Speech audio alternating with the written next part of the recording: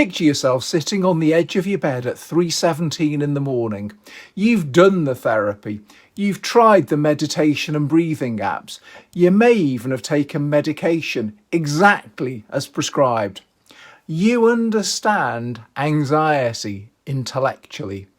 And yet, here you are again, chest tight, mind racing, body braced, as if something bad is about to happen. And the thought creeping in is devastating. Maybe I'm the kind of person nothing works for. If that's you or someone you love, I want to slow this right down, because what gets called treatment-resistant anxiety is not always a sign that you are broken, hopeless or failing. This video's core claim is that persistent anxiety is often not only a symptom problem, but a trainable skills gap problem in regulation, emotional processing and self-worth. And that's exactly what we work on inside PsycheVita. In the PsycheVita approach, symptoms are signals, messages that life's demands have exceeded our current internal capacities. If you want a structured starting point, follow the anxiety pathway linked in the description. I'm Dr. Tony Weston, psychotherapist, executive coach, clinical supervisor and award-winning researcher. Over many years of working with clients, I've become deeply interested in what keeps certain patterns going, even when intelligent, motivated people are trying very hard to get better. Over time, I stopped believing this pattern was primarily diagnostic. It's often developmental.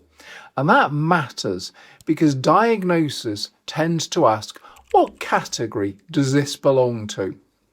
Development asks, what skills does this person need to build next? Because I'm a therapy researcher, I approach my work with clients as single case efficacy research, tracking change carefully over time. Before PsycheVita existed, before my research uncovered what's now called the Lifelong Capacities Map, I used the Beck Anxiety Inventory to track anxiety change in 199 of my own clients. On average, their scores moved from 22.5 out of 63 at the start in the moderate to severe anxiety range to 6.9 at the end in the non-anxious range, with a large effect size of 1.53 at better than 99% confidence. That's not a promise about you, it's not a cure claim. It's evidence that when we build the right capacities, these patterns can shift. And insights like this were part of what became the foundation for PsycheVita. In this video, we'll build 3 skills that help replace the anxious loop. 8.2, Somatic Attunement, to notice your body earlier, more accurately, and with less alarm. 1.2, Adaptive Emotional Processing, to recognise what you're actually feeling and process it instead of turning it into chronic worry. 3.4, Healthy Self-Worth, so activation doesn't immediately become a verdict on your worth, adequacy or safety. For regular viewers, you'll know my professional interest, shaped by working with many clients. Most suffering looks different on the surface, but underneath it's often a self-regulation and shame problem in disguise. When self-regulation and self-worth weren't reliably taught, the nervous system improvises safety strategies. Different behaviours, same job. And if you've ever felt too complicated because you've been given too many diagnoses or too many labels, this is one way to see the unifying layer underneath. Anxiety can become safety through scanning, bracing, and over-preparing. Panic can become safety through escape or reassurance checking. OCD can become safety through thinking and checking. Burnout can become safety through overdrive. Imposter syndrome can become safety through hiding and over-preparing.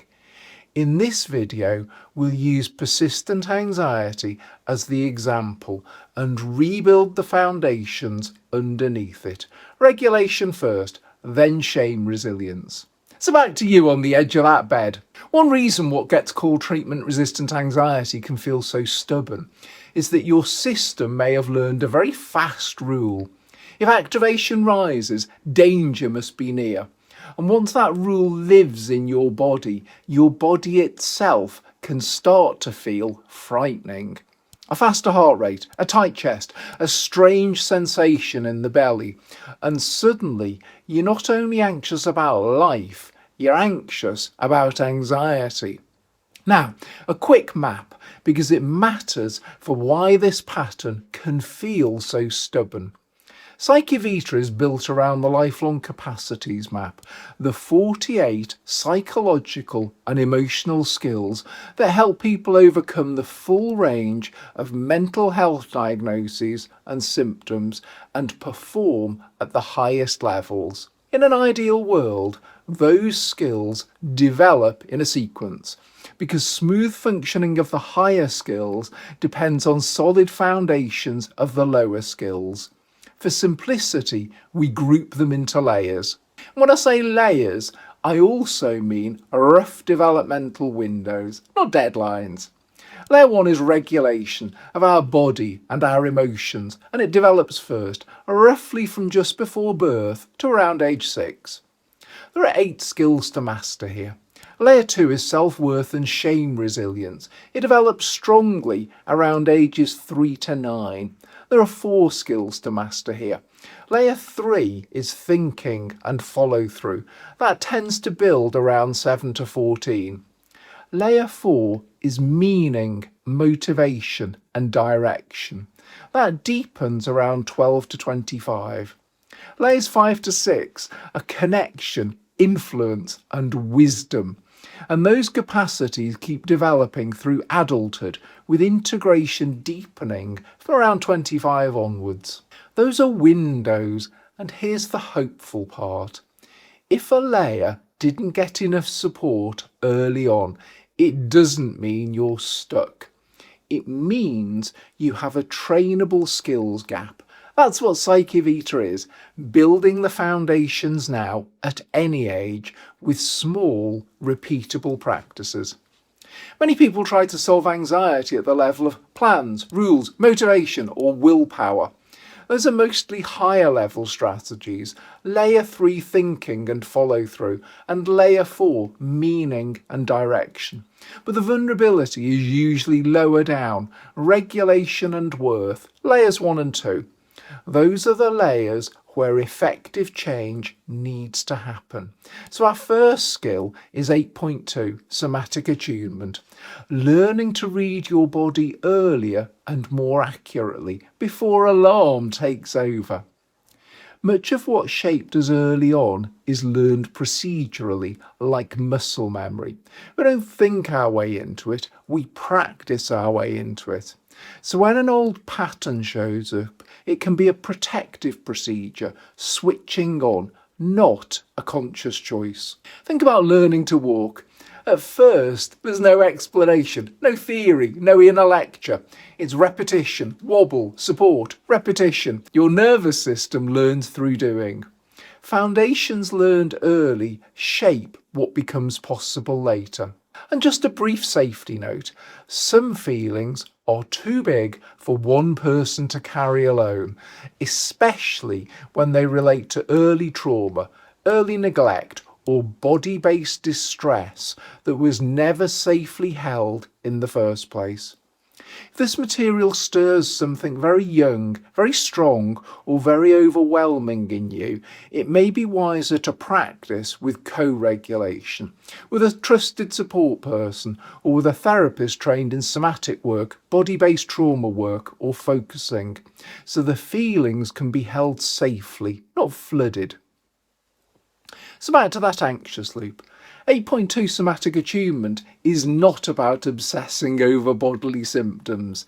It's about developing a steadier, kinder, more precise relationship with your body so that sensation does not automatically become catastrophe. Not I'm fine until you're overwhelmed, but noticing things like my chest is tight, my jaw is braced, my breath is shallow, my belly feels off, my shoulders are up.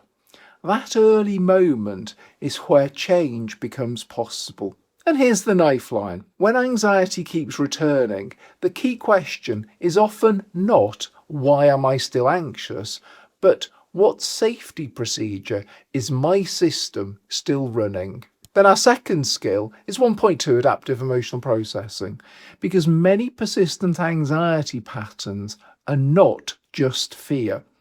They're fear mixed with unfelt feelings like grief, anger, hurt, disappointment, vulnerability, or shame.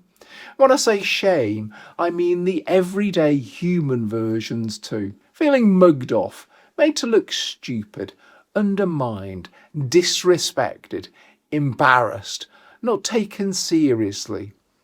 If those feelings don't get processed, your mind often converts them into something that feels more actionable. Worry, scanning, checking, overthinking, preparing, bracing. So anxiety can become a brilliant distraction from feeling what was actually there. And our third skill is 3.4, healthy self-worth. This matters because many people with persistent anxiety are not only frightened, they're frightened of what their anxiety means about them. Why am I still like this? What's wrong with me? Other people can cope better. I should be over this by now. That secondary layer is brutal. It turns anxiety into a performance test. Now your system is not only trying to survive activation, it's trying to avoid humiliation, weakness, failure, dependency, and judgment. So the loop becomes activation, alarm, self-criticism, more alarm, more activation, and so on round. And we keep it procedural. These tiny cues aren't the change themselves. They're how we teach your nervous system that another response is possible. We start small because it's doable, even when you're overwhelmed. By repeating it, we interrupt the old if this, then that pattern, just enough to create space. Over time, those micro pauses let you choose a different behaviour, one that honours your needs and values. This is the mechanism behind PsycheVita's skills training, small, repeated, body-based reps that teach the nervous system a new default. This is neuroplasticity. Small, repeated shifts become the brain and nervous system's new default. PsycheVita was built to make that kind of developmental work more accessible and repeatable, not to replace therapy, but to support capacity growth between sessions. The signals videos can help you understand the pattern, and the free PsycheScription video in the pathway can help you feel a shift in the moment. Insight can help you understand a pattern. A good therapist can help you feel held, seen, and regulated.